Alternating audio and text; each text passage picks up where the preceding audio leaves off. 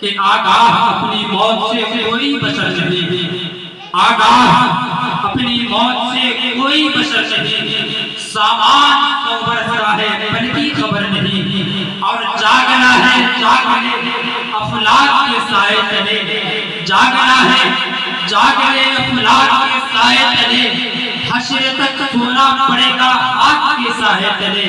और शेर सुनते चलिए, मौत वो है, मौत वो है कि जिसका करे जमाना अफसोस, मौत वो है कि जिसका करे जमाना अफसोस। यूं तो दुनिया में सभी आए हैं मरने के लिए, आज तक मौत से न कोई बचा है और न कयामत तक कोई बचेगा।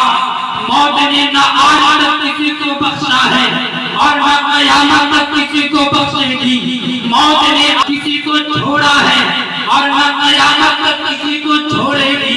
मौत ने आज तक किसी को नहीं छोड़ा, चाहे वो दौलतदार हो, ओहदेदार हो, चाहे वो जमींदार हो, चाहे वो मालदार हो, कोई भी हो, मौत ने आज तक किसी को नहीं छोड़ा। मगर याद रखिए, हर किसी की मौत पर आदमी को अफसोस नहीं होता, हर किसी की मौत पर आदमी को गम नहीं होता, हर किसी की मौत पर हर किसी को दुख नहीं होता।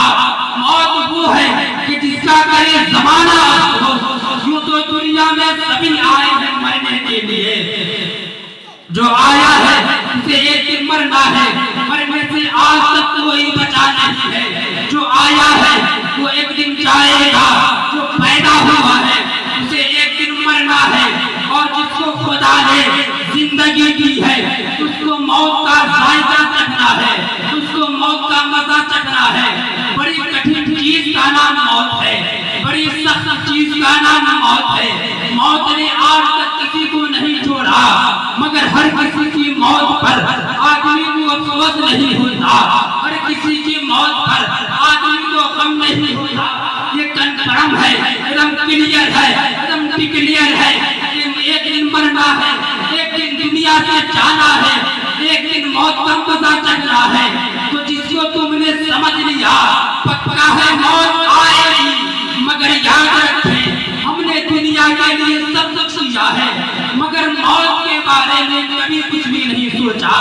ज़हन को हाजिर करें, दुनिया मेरे ज़हन में है, दुनिया मेरे दिमाग में है, दुनिया मेरे सीने में है, दुनिया मेरे दिल में है, मगर ना कब्र है मेरे सामने, ना हश्र है मेरे सामने, ना आखिरत की परवाह है मेरे सामने।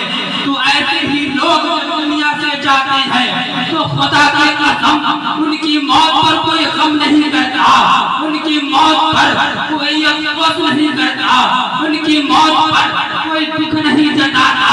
लेकिन सुनो, कुछ मरने वाले ऐसे भी होते हैं, इधर जनाजे उठते हैं उधर दिल धड़क जाते हैं, इधर जनाजे उठते हैं उधर दिल तड़प जाते हैं, इधर जनाजे उठते हैं उधर आंखें अश्के पार हो जाती है। रोज पैदा होते हैं लोग और रोज मरते हैं लोग, लेकिन खुदा की कसम हर मौत पर अफसोस नहीं होता, हर मौत पर गम नहीं होता, हर मौत पर अफसोस नहीं होता। क्यों होगा अफसोस? क्या चोर की मौत पर कोई अफसोस करेगा क्या? मस्जिद को लूटने वाले की मौत पर कोई अफसोस करेगा क्या? मस्जिदों और मदरसों की तौहीन करने वाले की मौत पर कोई अफसोस करेगा क्या? उलमा की तौहीन करने वालों की मौत पर कोई अफसोस करेगा क्या? ऐसों की मौत पर अफसोस नहीं होता। अगर अफसोस होता है तो शराबी की मौत पर नहीं, जुआरी की मौत पर नहीं, अगर अफसोस होता है तो गद्दार की मौत पर नहीं, मुस्तफा की वफादार की मौत पर होता है।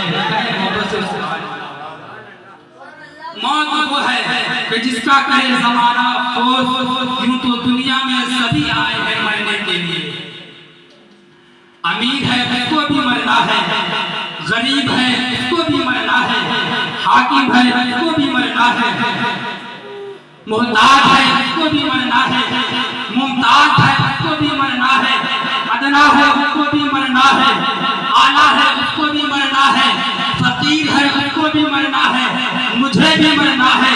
इन उलमाए ही है, एक दिन दुनिया से जाना है, एक दिन मौत का मजा चखना है, एक दिन मरना ही है। तो ऐसे होके मरो कि जिस दिन तुम मरो और तुम्हारे जनाजे जब तुम्हारे घरों के गलियों से निकल के जाए तो दरवाजों से मर्द तो मर्द, औरतें भी पर्दा हटाकर कह गए गद्दार नहीं, मदीने वाले का वफादार जा रहा है। और ऐसी मौत हर किसी को नहीं मिलती, ऐसी मौत हर किसी को नहीं मिलती। ऐसी मौत अगर मिलती है तो मुस्तफा की वफादार को मिलती है। अच्छा, एक बात और कहना चाहता हूँ, मौत कोई हैरत है क्या, कोई ताज्जुब नहीं है ना? तो तुमने तो सबको समझ लिया है जिंदगी चंद से क्या कहानी बिल्ड के बनाने उड़ रहे हो, अच्छा गाड़ी खरीद लिए उड़ रहे हो, अच्छा कपड़ा पहन लिए उड़ रहे हो। पैसा कमाने ना कमाल नहीं है, इस जमाने में ईमान बचा लेना कमाल है। पैसे की कोई हैसियत नहीं है, अगर पैसे की हैसियत होती तो कारून बहुत बड़ा होता, नमरूद बहुत बड़ा होता, सद्दाम बहुत बड़ा होता। इस्लाम में इज्जत पैसे को नहीं दी गई है, इस्लाम में इज्जत उस गरीब काले बिलाल को दी गई है जिसके बदन पे कुर्ता भी फटा हुआ था और मुस्तफा जाने रहमत ने हाथ पकड़ के काबे की छत पे खड़ा करके ऐलान करा दिया कि आज के बाद मैंने तुझे अपनी उम्मत का इमाम बना दिया है। सुभान अल्लाह। तो ईमान बचाइए, ईमान, ये ईमान बड़ी दौलत है। एक बात याद रखें, अगर ईमान है तो उसकी पहचान सुन लीजिए बहुत आसान।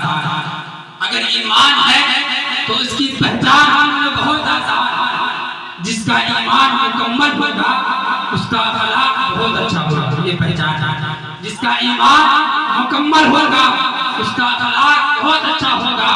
अब वो चाहे डॉक्टर साहब हो, चाहे वकील साहब हो, चाहे हफीज साहब हो, चाहे कलेक्टर साहब हो, चाहे मुफ्ती साहब हो, चाहे मौलाना साहब हो, चाहे हाफिज साहब हो, चाहे कारी साहब हो, चाहे पीर साहब हो, कोई भी हो, अगर अखलाक अच्छा है तो ईमान वाला मुकम्मल पहचान है। अगर अखलाक में कमी है तो कहीं ना कहीं वोट जरूर है, उसे ढूंढना पड़ेगा, तलाश करना पड़ेगा। किसे कहते हैं ईमान वाला, जरा बता दे मेरे भाई। ज्यादा घमंड करने की जरूरत नहीं है, अखलाक अच्छा करो और जिस दिन तुम्हारा अखलाक अच्छा हो गया ना उस दिन फिर तेरे ईमान में 4 चांद लग जाएंगे। अगर ईमान के साथ साथ अगर तेरा अखलाक भी अच्छा है तो खुदा की कसम फिर तेरा जवाब नहीं। और तेरा हाल क्या है, इसलिए तो मरने के बाद लोग तुझे याद नहीं करते। और कुछ ऐसे भी है 1500 साल हो गए लेकिन आज तक उनकी औलादे नहीं खुदा की कसम, खुदा की मखलूक नहीं भूली है। 1400 साल हो गए, आज भी दुनिया उन्हें फरामोश नहीं कर पाई। क्यों? तुम अपने लिए जीते हो। अगर तुम्हारे पास दौलत है ना तो तू अपने बाप की खैरियत तक नहीं पूछता। अगर इज्जत है ना तो तू अपने भाई की खैरियत तक नहीं पूछता। इसीलिए तू मरने के बाद लोग तुझे याद नहीं करते। अगर तू ज्यादा नसीब वाला है तो 40 से याद रखा जाएगा। और कुछ ऐसे भी है 1400 साल हो गए लेकिन आज भी दुनिया में नहीं भूली है। अच्छा, वो जो गरीब नवाज अजमेर शरीफ में लेटे हुए हैं, क्या तुमसे उन्होंने कभी कहा था कि मेरे मज़ार पे आना? ख्वाजा गरीब नवाज कभी आप लोगों से कहा था कि मेरे मज़ार पे आना? क्यों जाते हो? कि तुम अपने लिए जीते हो, क्यों जाते हो? तुम सो के भी नहीं उठते। उधर गरीब नवाज के मज़ार पे कुंटलों की बरसात हो जाती है, इसलिए कि जो खुदा का हो जाता है ज़माना उसी का हो जाता है। और आजकल लाखों मिलेंगे आपको, कहेंगे मत जाइयो करियर शरीफ, मत जाइयो महरेरा शरीफ, मत जाइयो बरेली शरीफ। तो उनसे मैं कहना चाहता हूँ, अगर इन बुजुर्गों के पास न जाना तो तुम्हारे के पास जाए। हिंदुस्तान में जिसने इस्लाम को फैलाया है उसे ख्वाजा गरीब नवाज कहते हैं, और फैलाए हुए दीन को जिसने बचाया है उसे इमाम अहमद रजा खान कहते हैं। फैलाया इन्होंने है, बचाया करने वालों ने है, तो इनके पास ना जाए, इनके पास जाए। तो आप बुजुर्गों से भी मोहब्बत रखें। अब आइए मैं थोड़ी देर वालिदैन के हवाले से बात करूं।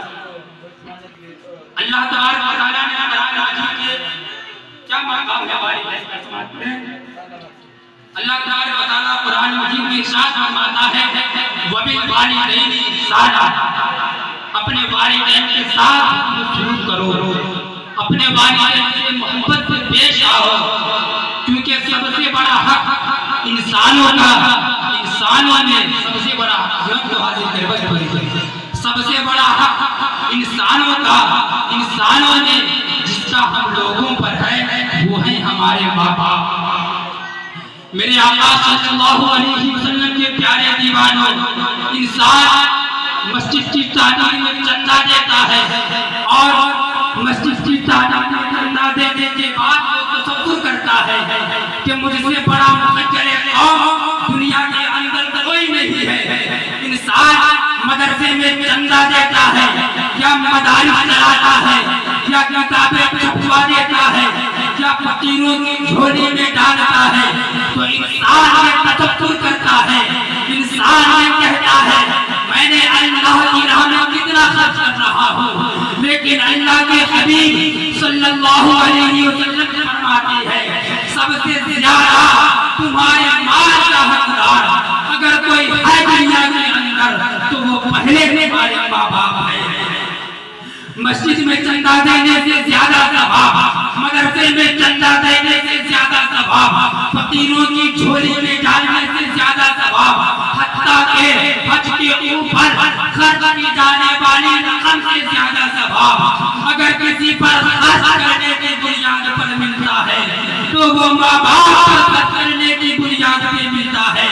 मेरे आका सल्लल्लाहु अलैहि वसल्लम के प्यारे दीवानों, ज़हन को हाजिर करें, लेकिन बड़े अफसोस के साथ ये कहना पड़ता है आज इंसान महफिलों के अंदर ऐलान तो करवाता है मेरी तरफ से इतने हजार, मेरी तरफ से इतने लाख, लेकिन जब माँ बाप पे खर्च करने की बात आती है तो वही इंसान को देखो बाप को डांटता हुआ नजर आता है, माँ बाप को बटकारता हुआ नजर आता है।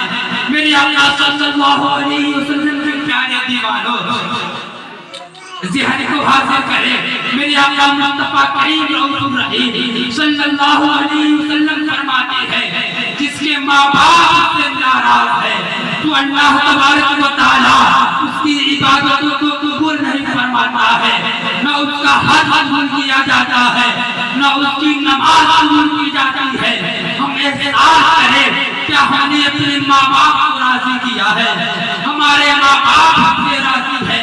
आजकल वो नौजवानों से मैं गुजारिश करता हूँ, आजकल वो नौजवानों से मैं कहता हूँ जो अपने माँ बाप को घर का कचरा समझते हैं, जो माँ बाप की कदर नहीं करते, जो माँ बाप की अहमियत नहीं करते, कोई माँ बाप को अल्लाहु अकबर बुला रहा है, कोई माँ बाप को घर से निकाल रहा है और पसंद की शादी के शौक के अंदर कोई माँ बाप को अल्लाहु अकबर बुला रहा है।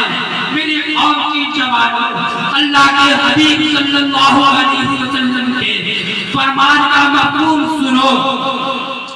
हर गुनहगार और मुजरिम को क़यामत के दिन अज़ाब दिया जाएगा।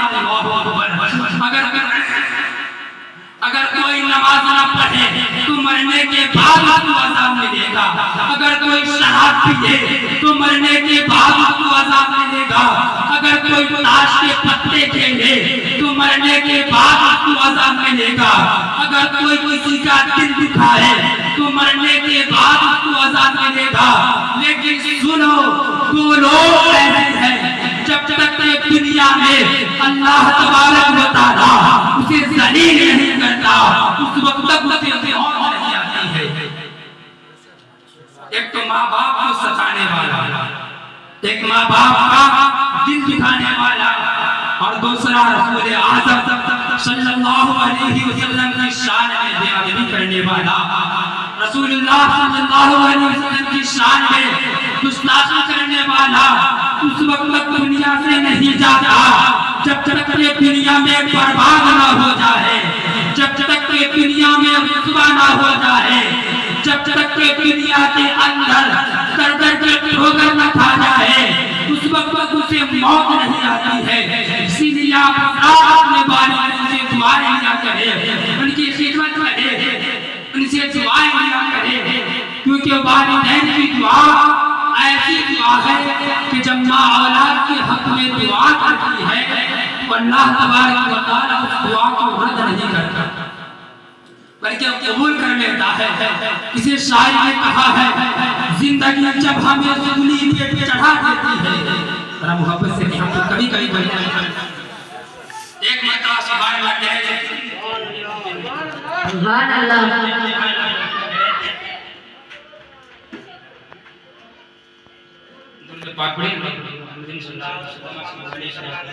या रसूलुल्लाह सल्लल्लाहु अलैहि वसल्लम, तो जिंदगी जब हमें सूली पे चढ़ा देती है, माँ तो उस वक्त भी जीने की दुआ देती है, और ये हकीकत है बुजुर्गों ने कहा माँ की दुआ अर्शे आज़म के भी पायों को हिला देती है, और माँ की दुआ में अपने पल में मुफ्लिस को शहंशाह बना देती है। और देखिए फर्क माँ बाप का दर्द क्या होता है यार, माँ बाप होते क्या है। मैं ये नहीं कहता किसी, बल्कि मैं कहता हूँ जिसकी उम्र 70 साल आ गई हो, कभी उससे पूछ मत क्या होती है। अगर 70 साल के बूढ़े से कहो उसकी आंखों का आंसू बाहर निकल कर बताएंगे, हमसे पूछते हो माँ की याद आती है कि नहीं। उम्र तो 70 साल हो गई है, लेकिन आज भी ऐसा लगता है जैसे दरवाजे पे माँ खड़ी होकर आवाज दे रही है, बेटे इतनी देर कहाँ लगा दी, बेटे अब तक नहीं आए, जल्दी घर आ जा। नौजवानों, आज तुम रात को 2 बजे चल के आते हो, माँ पूछती है, माँ कहती है अब तक कहाँ थे, तो कहते हो चुप हो जा, तेरी आवाज से तकलीफ होती है। वो खुदा के बंदे उस आवाज को अज़ाब न समझा जा, अगर ये उठ के दुनिया से चले गए तो कल ये चारपाई तो होगी लेकिन माना होगी, बिस्तर तो होगा लेकिन बाप ना होगा। आज तुम रात को 3 बजे चल के आते हो तो कहते हो क्यों टोका करती है, हम भी समझदार है, वो नादान वो ये नहीं कहती कि तू ना समझ है, क्या वो माँ है तेरे बगैर तू नहीं आता। जब तक तू बाहर रहता है माँ को करार नहीं आता, जब तक तू घर नहीं आ जाता माँ को नींद नहीं आती है। क्या करतेगा अगर ये उठ के कब्रिस्तान चले गए और तुम 3 बजे चल के आओगे, कोई आवाज देने वाला नहीं होगा, कोई टोकने वाला नहीं होगा, कोई पूछने वाला नहीं होगा, तब तुम्हारा दिल चाहेगा काश कोई आवाज दे, काश कोई हमसे पूछ ले अब तक कहाँ थे, लेकिन पूछने वाला नहीं होगा, कोई टोकने वाला नहीं होगा। क्या वो खुश नसीब है जिन्हें टोकने वाले उनके माँ है और रोकने वाले उनके बाप जमीन पे मौजूद होते।